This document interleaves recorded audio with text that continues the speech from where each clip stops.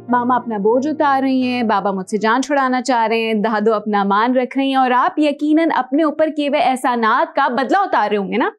Very nice.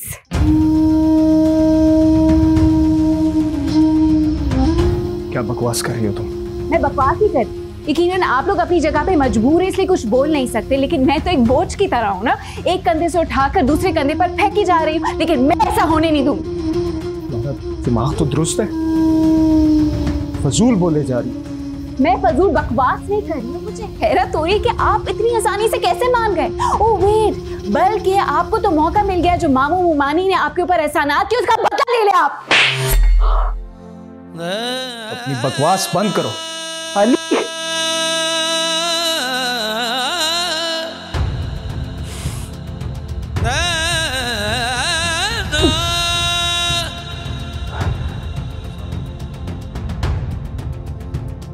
ना